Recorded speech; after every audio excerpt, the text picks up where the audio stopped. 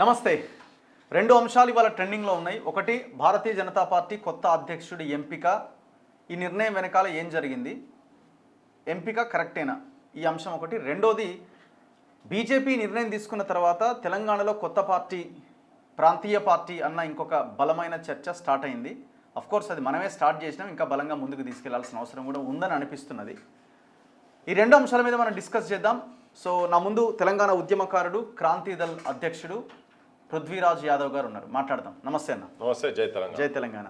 So ముందుగా BJP అధ్యక్షుడి ఎంపిక మీకు ఎట్లా అనిపించింది?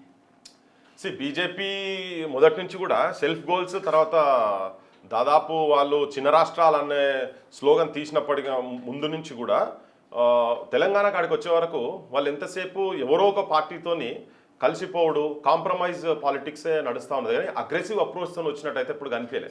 ఇప్పుడు మీ లాస్ట్ అసెంబ్లీ ఎలక్షన్స్ అప్పుడు కూడా సేమ్ సిచ్యువేషన్ అట్లనే ఉండే. ఇప్పుడు కూడా సేమ్ అగ్రెసివ్ ఉన్నటువంటి లీడర్షిప్ను పక్కకు పెట్టి కంప్లీట్ డొసైల్ ఉన్నటువంటి వాళ్ళని తీసుకొచ్చి ముంగడ పెట్టి ఇప్పుడు కూడా అంతే. ఇప్పుడు కూడా ఎక్స్పెక్టేషన్స్ ఏమున్నాయంటే, కాంగ్రెస్ ఏదైతే టీఆర్ఎస్ 9 సంవత్సరాలు 10 సంవత్సరాల ఫెయిల్ అయింది, ఇది 10 నెలలు 11 నెలలనే క్లోజ్ అయిపోయింది.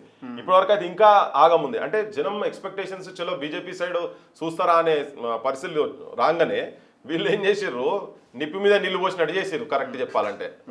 సో అందరు ఏం ఎక్స్పెక్ట్ చేసిర్రు, నార్మల్గా అంతకుముందు ఎలక్షన్స్ అప్పుడు కూడా, మన అసెంబ్లీ ఎలక్షన్స్ అప్పుడు కూడా కేసీఆర్ను ధీటుగా ఆన్సర్ చేయాలంటే రేవంత్ దగ్గర కొద్దిగా అగ్రెసివ్గా ఉన్నాడు, ఏది పడితే అది మాట్లాడుతున్నాడు. చాలా మంది ఇంటెలెక్చువల్స్ కూడా అరే ఈ అప్రోచ్ గట్టెట్లా కరెక్ట్ అవుతుంది అంటే కూడా లేనే కాదు, టిట్ ఫర్ టాట్ లెక్కనే ఉండాలి, ఆయన ఏది మాట్లాడితే అంతకు డబల్ మాట్లాడుతుంది కాబట్టి అనేది ఒక అప్రోచ్ వచ్చింది ఇక్కడ ఆల్రెడీ. ఆ తరుణంలోనే ఇప్పుడు మీరు బండి సంజయ్ని చూసినా కానీ, అరవింద్ని చూసినా కానీ, ఈటల రాజేందర్ అయినా కానీ ఒక టీఆర్ఎస్ లెక్కలు వచ్చినటువంటి వ్యక్తి కాబట్టి ఆయన కూడా కొద్దిగా అగ్రెసివ్గానే ఉంటాడు. డీకే అరుణ కానీ ఇటువంటి పేర్లు సర్క్యులేషన్లో ఉండే.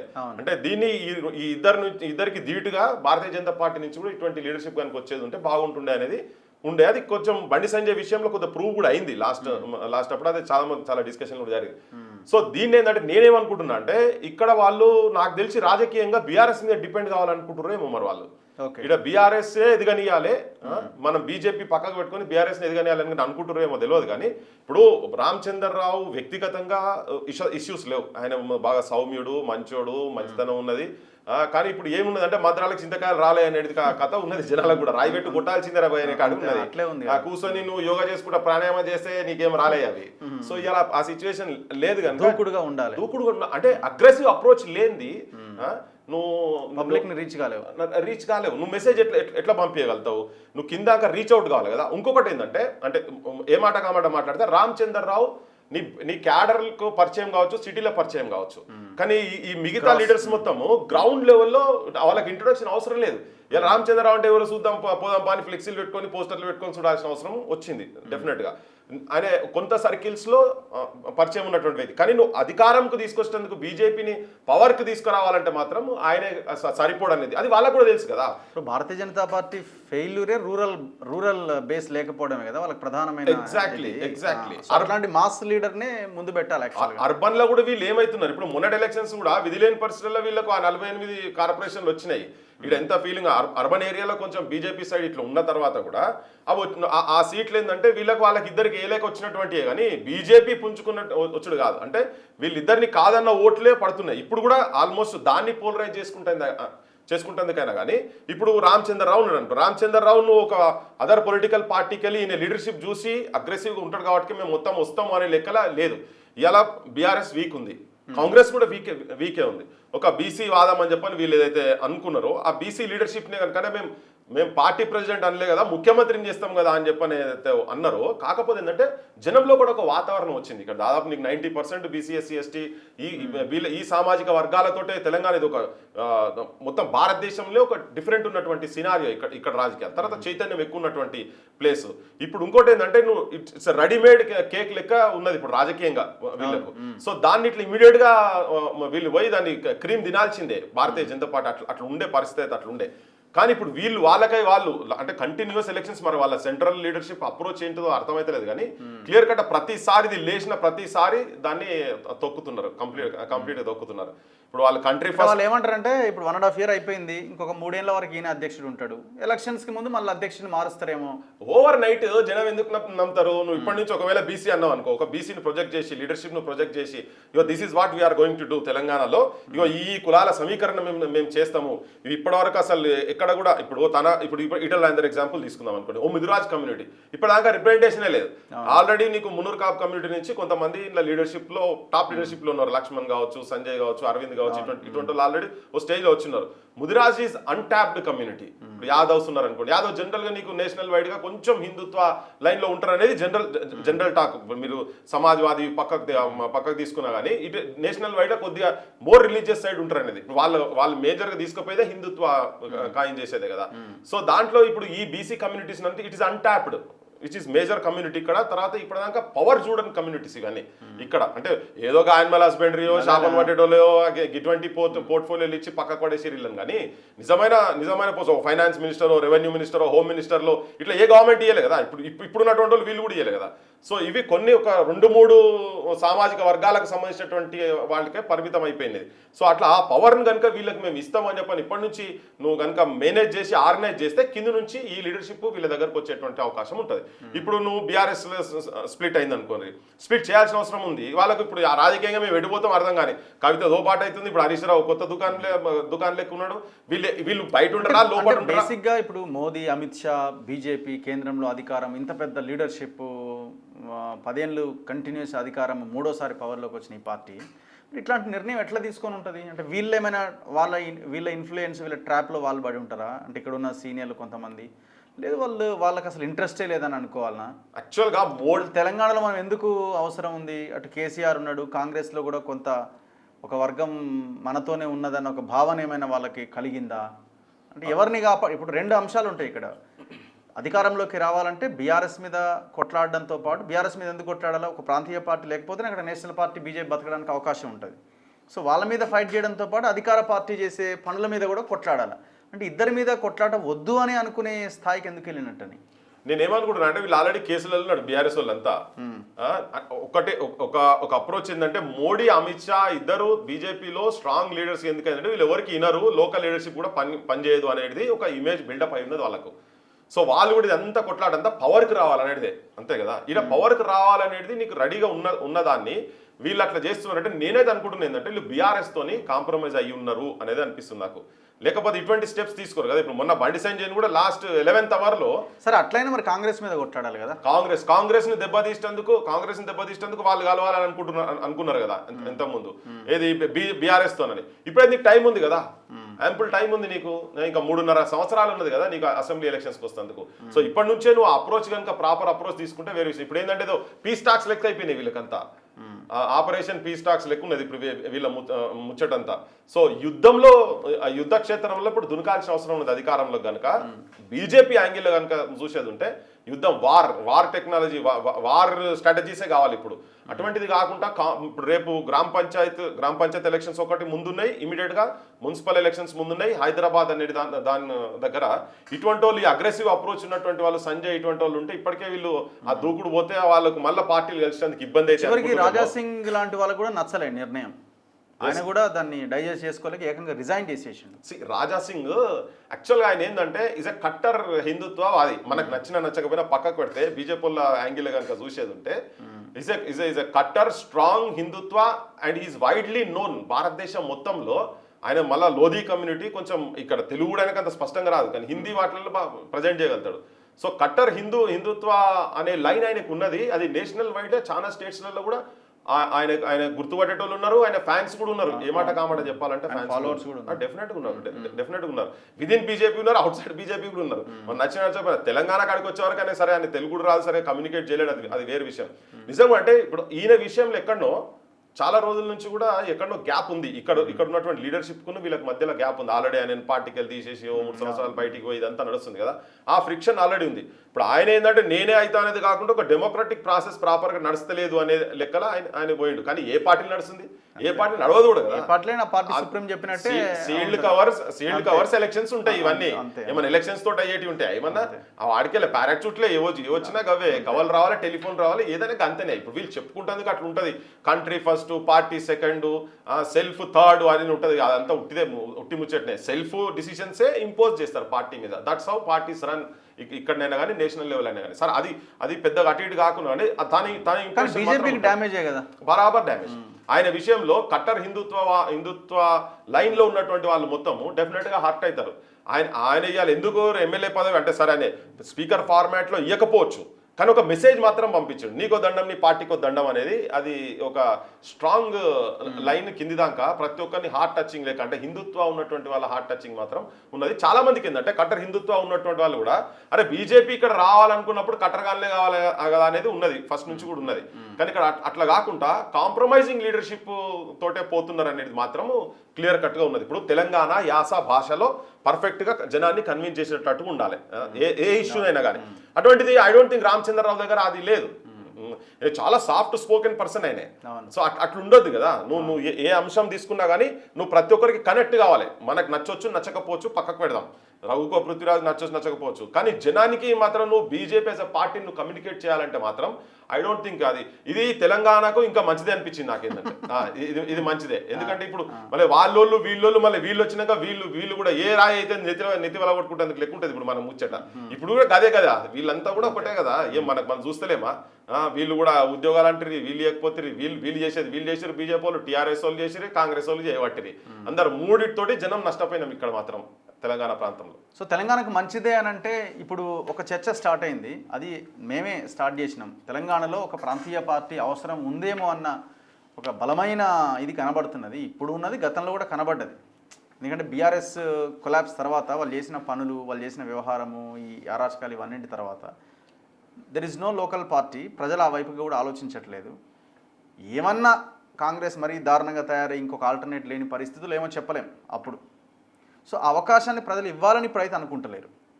మరి ఇప్పుడు ఎవరికి ఇవ్వాలా? కాంగ్రెస్ ఫెయిల్యూర్, బీఆర్ఎస్ గతంలో ఫెయిల్యూర్, భారతీయ జనతా పార్టీ తీసుకున్న ఈ నిర్ణయము, ఇక నెక్స్ట్ ఆప్షన్ ఏముంది? సో ఇంకొక లోకల్ పార్టీకి బలమైన అవకాశం ఉన్నది.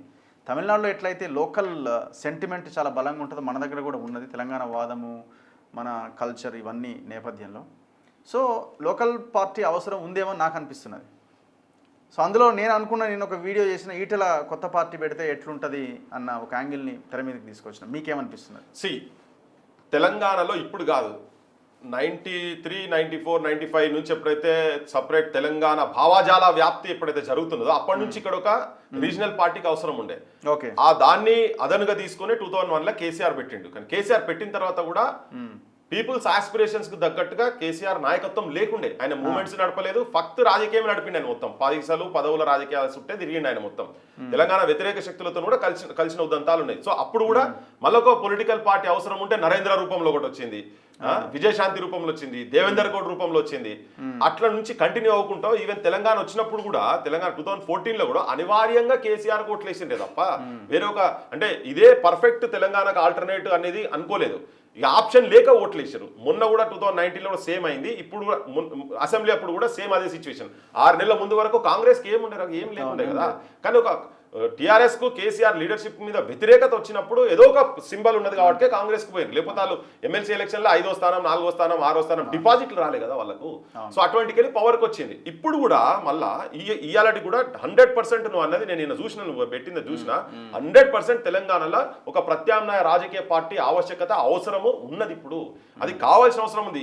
ఇది నేను ఎందుకంటే 2001 నుంచి చెప్తున్నది అదే. ఇప్పుడు బరాబర్ ఉన్నది. తెలంగాణలో ఉన్నటువంటి థింక్ ట్యాంక్ వెంటనే కూర్చోవాలి. దీనికి ఈ ప్రత్యామ్నాయ రాజకీయ పార్టీ కనుక రాకుంటే ఈ తెలంగాణలో ఇంకా ఆత్మహత్యలు జరుగుతూనే ఉంటుంది, ఆకలి సావులు అయితేనే ఉంటాయి, అవమానాలు జరుగుతూనే ఉంటాయి. ఈ అంటే మానసికంగా చాలా ఒత్తిడిలో ఉద్యమకారులు ఉంటారు. ఇక్కడ అన్నలలో పోయినటువంటి కుటుంబాలు కూడా చాలా మంది పోయిన వాళ్ళు కూడా ఒక నిస్సహాయ స్థితిలో ఉన్నారు. వాళ్ళకంతా ఒక ప్రత్యామ్నాయం ఇక్కడ కావాలంటే నిజమైన తెలంగాణ ఎట్లుండాలనేది ఈ రాజకీయ పార్టీలో ఉన్నటువంటి వాళ్ళకి ఎవరికి కూడా స్పష్టత మాత్రం లేదు. పక్కా లేదు అది చాలా క్లియర్. అది ఉండేది ఉంటే అసలు మన పరిస్థితి ఉండకపో. ఇలా తెలంగాణ బడులు చూసుకో, యూనివర్సిటీలు చూసుకో, hospitals, education system, health system, you take any system, అంత కాంట్రాక్టర్స్ హావ్ బికమ్ పాలిటిషియన్స్. వెరాజ్ తెలంగాణలో ఉద్యమాలు చేసినటువంటి వాళ్ళు, ఈ అనుభవాలు ఉన్నటువంటి వాళ్ళు అసెంబ్లీలో పార్లమెంట్లో కూర్చుంటే వాళ్ళ అప్రోచ్ వేరే తిరిగి. కానీ ఒకటి క్లియర్గా ఇప్పుడు పర్సన్ సెంట్రిక్ పాలిటిక్స్ నడుస్తుంది, లీడర్ సెంట్రిక్ పాలిటిక్స్ నడుస్తుంది. కేంద్రంలో బీజేపీ అయితే మోదీ, కాంగ్రెస్ అయితే రాహుల్, ఇంకెవరో. ఇప్పుడు ఇక్కడ బీఆర్ఎస్ అయితే కేసీఆర్, కాంగ్రెస్ ఇక్కడైతే రేవంత్. ఇట్లా దేశంలో ఏ పార్టీ చూసుకున్నా అదే పరిస్థితున్నది. సో ఇప్పుడు కొత్త పార్టీ కావాలన్నా ఒక లీడర్ ఉండాలి, లీడర్కి ఒక టీం ఉండాలి. ఆ టీంను చూసే ప్రజలు ఇమీడియట్గా అట్రాక్ట్ అవుతారు. సరే మిగతా వాళ్ళు ఎవరు పెట్టినా వాళ్ళ పనితీరు ఇంకో సమయం పట్టే అవకాశం ఉంటుంది. అది ఒకవేళ సక్సెస్ అయినా చాలా సమయం తీసుకునే అవకాశం ఉంటుంది. అదే ఒక ఎలివేట్ అయిన ఒక లీడర్ కనుక ఫోకస్ చేసి అతను కనుక పార్టీ పెడితే ఇంకొక రకంగా ఉంటుంది, త్వరగా వెళ్ళడానికి అవకాశం ఉంటుంది. సో అందులో భాగంగా ఈటలకు ఏమైనా అవకాశం ఉందా? నేను ఇలా ఒక చిన్న process approach and program approach. నువ్వు చెప్పేదేమో ప్రోగ్రామ్ అప్రోచ్ లీడర్షిప్ గురించి చెప్తున్నావు, పైనుంచి వచ్చేది ప్రాసెస్ నువ్వు కిందికి వెళ్ళి వచ్చేది. సో కొన్ని సందర్భాలలో ఎట్లయితే అంటే ఇప్పుడు ఇక్కడ తెలంగాణ 2001లో ఒక రాజకీయపరమైన ఆల్టర్నేటివ్ కావాలన్నప్పుడు కేసీఆర్ ఎవరికి ఎరకలే. రాజధానికి తెలిసినోడు మొత్తము ఈయన బస్ స్టాండ్లో బీడీలు అని చెప్పి ఆడుకొని తాగేదని అయితే అంటే పిచ్చి పాస్పోర్ట్ కుంభకోణాలని ఇవన్నీ టాక్స్ ఉండే కదా. అతన్ని కూడా ఈ కాజ్ ఏదైతే ఇంపార్టెన్స్ ఉందో దాన్ని లీడర్ చేసి కూర్చోబెట్టింది. అప్పుడు కూడా తెలంగాణలో నోన్ లీడర్స్ లేరా అంటే అట్లేం లేదు, ఉండే. కానీ ఆయన అప్పుడు ఆ కాజ్ ఇంపార్టెన్స్ ఉండే కాబట్టి కేసీఆర్ చుట్టూ ఆయనకి తన దగ్గర ఎన్ని అవలక్షణాలు ఉన్నా, దుర్గుణాలు ఉన్నా, దుర్బుద్ధులు ఉన్నా కానీ ప్రజలు మాత్రం కన్సిడర్ చేశారు. ఇప్పుడు ఎదిగిన లీడర్షిప్ ఈటెల రాజేందర్ రూపంగా ఈటెల రాజేందర్కి ఆల్రెడీ ఉంది.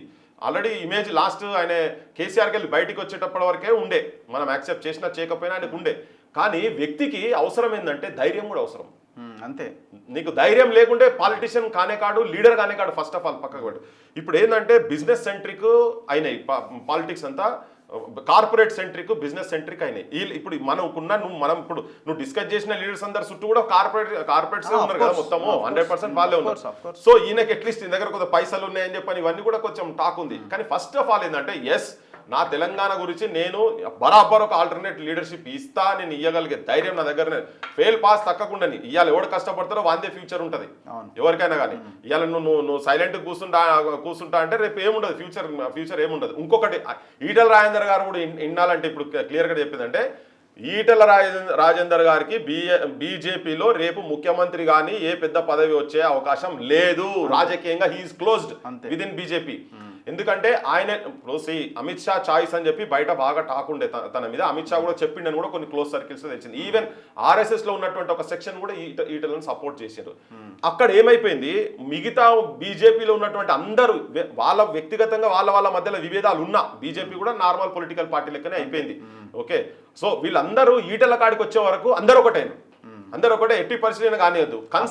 నిన్న వాళ్ళ పార్టీ ఆఫీస్ వెళ్తే కొన్ని ముఖాలేమో వెలిగిపోతున్నాయి, కొన్ని ముఖాలేమో నిరాశగా ఉన్నాయి. ఆ వెలిగిపోయే ముఖాలని నాకు వ్యతిరేకంగా పనిచేస్తుంది. 100% వర్టికల్ డివిజన్ ఉంది బీజేపీలో, వర్టికల్ డివిజన్ ఉంది.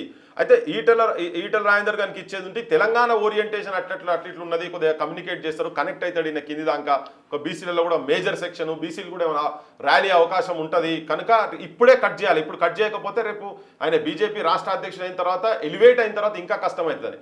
రేపు ఒకవేళ నిజంగానే బీజేపీ కూడా బీసీని కనుక ముఖ్యమంత్రిని చేయాలంటే ఇద్దరు బండి సంజయ్ అన్న అవుతాడు, అరవింద్ అన్న అవుతాడు, లేకపోతే లక్ష్మణ్ అన్న అవుతాడు, ఇంకెవరన్నా అవుతారు. కానీ ఈటల రాజేందర్ మాత్రం కానీ వీళ్ళందరూ కలిసి ఇది ఈటల రాజేందర్ అర్థం చేసుకోవాలి ఫస్ట్. సో తను అర్థం చేసుకొని ఒకవేళ లేకపోతే అన్ననే ఉండి ఏదో స్టేట్ మినిస్టర్ అయితే అది ఇది అయితే అంటే అది డిఫరెంట్. కానీ రాజకీయంగా కూడా ఆయన ఆలోచించాలంటే మాత్రం తన బరాబర్ ఇప్పుడు క్రిస్టల్ క్లియర్ ఇప్పుడే చేయగలిగినారు, రేపు ఈజీగా ఇంకా ఎక్కడైనా కానీ తొక్కగలుగుతారు. ఆయన నిన్ను దొక్కదలుచుకున్నారు, వీళ్ళంతా ఒకటే నిన్ను దొక్కదలుచుకున్నారు. ఇది ball is in your court. వాళ్ళు సెల్ఫ్ గోల్ చేసుకున్నారు. BJP is different. నువ్వు కూడా సెల్ఫ్ గోల్ చేసుకుంటావా? అది నేను లాస్ట్ టైం అన్నప్పుడు మన దాంట్లో అన్నా నేను ఈటల తూట అవుతాడా తుసుమంటాడా అని చెప్పని లాస్ట్ టైం అంటే నాకు 2-3 ఫోన్లు వచ్చినాయి, గట్లేందుకు అంటున్నావు అని చెప్పని. నువ్వు తూట కావాలనే కదా ప్రజలు కూడా అనుకునేది. సో అప్పుడు తుస్సు అనిపించింది ఎందుకన్నా పోయి. ఇప్పుడు ఇక వీళ్ళైతే నేను కథం నువ్వు నార్మల్ కుక్క చేరు లెక్కనే అవుతాడు ఆయన. అంటే జనంకు ఒక ఎక్స్పెక్టేషన్స్ ఉన్నాయి కొంతమంది వ్యక్తుల మీద. నాలుగు కలిస్తే ఒక వేరే తీరు ఉంటాయి. నువ్వు కాకపోతే రేపు ఇంకోటి వస్తాడు, అట్లా ముచ్చటే లేదు. మేమైతే ఆల్రెడీ తయారై ఉన్నాం, మేము ఆల్రెడీ అదే పనిలో ఉన్నాము. కలిస్తే డిఫరెంట్ అట్మాస్ఫియర్ డిఫరెంట్ వేరే తిరిగి ఉంటుంది. ఇప్పుడు తనకున్నదే ఈయన పీడిఎస్ బ్యాక్గ్రౌండ్, ఈయన లెఫ్టిస్ట్ బ్యాక్గ్రౌండ్, అందుకే తొక్కుతున్నాం ఇది అంటున్నది. కానీ వాళ్ళని కలుపుకుంటేనే బీజేపీ ఇలా సెంటర్లో పవర్ కాడికి వచ్చింది. వీళ్ళు ఎవరు లేకుంటే ఏదో వాళ్ళ ఐడియాలజీ మీదనే వచ్చే సిచ్యువేషన్స్ మాత్రం ఇలా లేదు, అంత సీన్ లేదు బీజేపీలో కూడా. సో అయినా ఇప్పుడు ఇక్కడ మేము పవర్కు రాకున్నా మంచిదే కానీ ఈడలను మాత్రం రానియొద్దనే కాడి ఎక్కడో ఉన్నట్టున్నది వీళ్ళంతా. పార్టీ ఆఫీసులోనే అడుగు పెట్టమన్నారట ఒకరిద్దరు, ఆయన గనికిస్తే మేము పార్టీ ఆఫీసులో అడుగు పెట్టాం. అదే ఈ భయం అన్నట్టు. ఇప్పుడు ఏంటంటే ఇప్పుడు డెఫినెట్ గా పవర్ సెంటర్ అయితే అవుతాడు కదా, ఏ మాట మాట్లాడుకుంటే కమ్యూనికేట్ అయితే చేయగలుగుతాడు. కానీ ఇప్పుడు ఈటలకి ఇవ్వద్దు అని అనుకుంటే వాళ్ళ వల్ల ఇబ్బంది అవుతుంది కాబట్టి ఈటలకి ఇవ్వద్దు అనుకుంటే అరవింద్కి ఇవ్వచ్చు, ఇంకొకరికన్నా ఇవ్వచ్చు. ఆ ప్రయత్నం కూడా జరగలే, రామచంద్రరావుకే ఇచ్చినారు. అదే అంటే ఇప్పుడు రామచంద్ర వాళ్ళు ఉండాలి మనం పోటీలో అనుకున్నప్పుడు ఇక్కడ ఇది ఇబ్బంది అవుతుంది ఈ లైన్ అనుకున్నప్పుడు ఇంకొక లీడర్ దగ్గరికి అదే లే మ్యాన్. అందుకనే స్టార్టింగ్ అగ్రెసివ్ లీడర్షిప్, అదే అంటే వార్ టాక్టిక్స్ వార్ స్ట్రాటజీ ఉన్నటువంటి లీడర్షిప్ కెళ్ళి పక్కకు వాడేసి సాఫ్ట్ స్పోకెన్ ఒక డొసైల్ క్యారెక్టర్ని తీసుకొచ్చి ముంగడ పెట్టిరు కదా. ఏం నష్టం లేదు తనతో, రేపు ఎవరితో కలవాలన్నా కానీ పోయి కలుస్తాడు కదా. వ్యక్తిగతంగా ఆయన ఏబీవీపీ అదంతా డిఫరెంట్. కానీ ఇక్కడ తెలంగాణ పాలిటిక్స్కి వచ్చే వరకు మాత్రం వీళ్ళు కాంప్రమైజింగ్ పాలిటిక్స్ కాడికి వచ్చిండ్రు కాబట్టి వీళ్ళు రేపు పొద్దుగాల బీఆర్ఎస్ తోనైనా కలవచ్చు, ఇంకెవరితోనైనా కలవచ్చు. బీఆర్ఎస్ఏగా వాళ్ళకు ఉన్నది ఇక్కడ బీఆర్ఎస్ఏ internal understanding or external understanding, ఈ రెండే ఉంటాయి.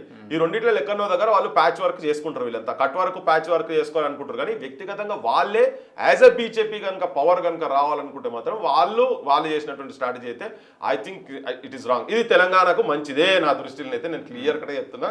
తెలంగాణకు మంచిదే. ఇక్కడ ఉన్నటువంటి వాళ్ళు, ఇక్కడున్న నిజంగా ఉద్యమాలు చేసినటువంటి వాళ్ళు అందరం ఆలోచన చేయాలి. ఒక రాజకీయ ప్రత్యామ్నాయంను జనాన్ని కూడా పైసలకు ఓట్లు వేయకుండా తయారు చేసేటువంటి జనాన్ని కూడా నెక్స్ట్ 3.5 years మన తొలి వెలుగు తరఫుకెళ్ళి కూడా మన జనాన్ని నువ్వు చెప్తూనే ఉన్నావు, మనం చెప్తూనే ఉన్నాం, బయట పోతే మనం తయారు చేయాల్సిన అవసరం అయితే పక్కా ఉన్నది. అది తప్ప ఎందుకంటే నేను బాగా బాధతో మనం చాలా ఫీల్డ్ మీద తిరుగుతున్నాను. మొన్న నేను ఒక సర్పంచ్ ఇంటికి పోతే కూడా నాకు ఒక 8-10 సర్పంచులు ఆడ కలిసి నేను ఎందుకన్నా తెల్లబట్టలు వేసుకొని తిరుగుతున్నాం అన్న, ఎందుకని ఈ ఫీల్డ్లోకి వచ్చినా మాకు అర్థమైతే లేదు. ఎలక్షన్స్లో నిలబడ్డప్పుడు మేము పైసలు ఖర్చు పెట్టినాము, నిలబడ్డ తర్వాత మా మీద ఒత్తిడి చేస్తే వర్కులు చేయించి ఆడిడ పైసలు పెట్టి అక్కడిక్కడ తెప్పించి వర్కులు చేసుకుంటూ వచ్చినాం మేము. ఈ ముఖ్యమంత్రి మొన్న ఒత్తిడి చేస్తే 150 కోట్లు మేము ఆడ ధర్నాలకి మన వారు పోయినాం కదా. దాని తర్వాత ఇది ప్రజాభవన్ దగ్గర వీళ్ళు తీసుకుపోయి అప్లికేషన్ ఇచ్చినాడు. ఆ లొల్లికి కొద్దిగా ఆలోచన చేసి 150 కోట్లు రిలీజ్ చేస్తే అచ్చా వచ్చినాయి కదా అని చెప్పి ఇళ్ళ కాడికి అందరు వచ్చినట్ట, మీకు ముఖ్యమంత్రి రిలీజ్ చేసినా ఏమా అని. మళ్ళీ మొన్న ఇక్కడ ప్రెస్ క్లబ్లో మీటింగ్ పెట్టిన తర్వాత ఏదైతే అక్కడ మాట్లాడిన తర్వాత మళ్ళీ ముఖ్యమంత్రి ఏం చెప్పిండు, లే నేను ఇయ్యా అది ఈ టైంలో అయినా కావు పాత టైంలో అని. ఇక అప్పటి నుంచి ఆ 150 కోట్లు రిలీజ్ అయిన కాడికెళ్ళి అప్పులోళ్ళు మొత్తం ఇంటికి వచ్చి స్టార్ట్ అయినట. ప్రతి ఒక్కరు ఇంటికి వచ్చి పైసలేమా ఈ లోపల మళ్ళీ ముఖ్యమంత్రి ఏం చేసి యూటర్న్ తీసుకున్నాడు కదా. అది టీఆర్ఎస్ గవర్నమెంట్లో అయినా నేను ఇయ్యా అన్నాడు కదా. అయ్యే వరకు ఇప్పుడు ఏం చేయాలి అర్థమైతలేదు వీళ్ళకు. అర్థం కాక ఆయన పాపం పురుగుల మంది ఆగి చచ్చిపోయింది. ఇట్లా ఇంకా చాలా మంది చచ్చిపోయే పరిస్థితి ఉన్నది తెలంగాణలో. నేను ఆ రోజు ప్రెస్ మీట్లో అదే చెప్పిన, అది జరిగిన ఒక 10 రోజులకే ఈ ఇన్సిడెంట్ జరిగింది. సో తెలంగాణలో గ్రామ ప్రథమ పౌరుల పరిస్థితి అట్లుంటే ఒక్కరు కాదు ఎవరిని టచ్ చేసినా కానీ వాళ్ళ పరిస్థితి. ఇప్పుడు వీళ్ళు పనిచేసిన హయాంలో డబ్బులు ఇవ్వకపోయి మన నెక్స్ట్ గవర్నమెంట్ వచ్చి మేము కూడా ఇవ్వమంటే అంటే ఇప్పుడు ఈ లోపల మిత్తిలు. ఇప్పుడు ఇదే ముఖ్యమంత్రి మాట్లాడుకుంటే ఏమన్నాడు, పుస్తమట్టలన్నీ అమ్ముకుంటున్నారు, అవి అమ్ముకున్నా మీకైతే తీరేయి అని చెప్పని ఎలక్షన్స్కు ముందు ఆయన అసెంబ్లీ ఎలక్షన్ ముందు అన్నాడు. ఇప్పుడు అవన్నీ అయిపోయినాయి, పుస్తమట్టలు కూడా అయిపోయినాయి. ఇప్పుడు లాస్ట్కి ఏంది వాళ్ళే ఆత్మహత్య చేసుకోవాలి. ఇప్పుడు ఇక మిగిలింది కదా ఒకటే. సో అటువంటి ఘోరమైన పరిస్థితి సర్పంచ్ లెవెల్ రాజకీయ వ్యవస్థని అట్లున్న తర్వాత నువ్వు సామాన్యుల పరిస్థితి ఏముంటుంది. అందుకనే ఈ మన దగ్గర ఉన్నటువంటి జనాలు ఒక ప్రత్యామ్నాయమైనటువంటి రాజకీయ వ్యవస్థ, ఓదికేమో అన్నలలో పోయి చచ్చిపోతున్నారు, ఓదికేమో తెలంగాణ చచ్చిపోతున్నారు, ఓదికేమో పేదరికంలో ఓదికి అప్పుల పాలై చచ్చిపోతున్నారు, నిరుద్యోగుల పరిస్థితి నిరుద్యోగులు ఆత్మహత్యలు చేస్తున్నారు. వీటన్నిటికీ పరిష్కారం ఏంటంటే ప్రజలు పైసలు తీసుకోకుండా ఓట్లేసి నిజాయితీ పరులను నిస్వార్థ పరులను ఈ సమాజం గురించి తెలంగాణ భవిష్యత్తు గురించి నికార్సుగా నిలబడేటువంటి వాళ్ళని కనుక ప్రజలు ఎన్నుకుంటే రేపు ఒక మార్పు జరుగుతుంది. నువ్వు చెప్పినట్టు నువ్వు ఆ క్యాంపెయిన్ కూడా ఒక ప్రత్యామ్నాయ రాజకీయ పార్టీ, ఒక ఆల్టర్నేట్ రీజనల్ పొలిటికల్ పార్టీ ఏదైతే ఉన్నదో తెలంగాణ సెంట్రిక్ అనేది ఉన్నదో వాళ్ళు మాత్రం కావాల్సిన అవసరం ఉన్నది. మనం బరాబరా వర్క్ మీద ఆ పని మీద ఉందాం. ఖచ్చితంగా బలంగా ముందుకు తీసుకెళ్లాల్సిన అవసరం ఉంది. ప్రజలు కూడా దీని మీద ఫోకస్ చేయాలి, ఆలోచించాలి, డిస్కస్ చేయాలి. ఏ 10 మంది కలిసినా దీని మీద ఒక చర్చ జరగాలి. థ్యాంక్ యూ వెరీ మచ్ అన్న. Thank you. ఇది పృథ్వీరాజ్ యాదవ్తో స్పెషల్ ఇంటర్వ్యూ. చూస్తూనే ఉండండి మన తొలి వెలుగు.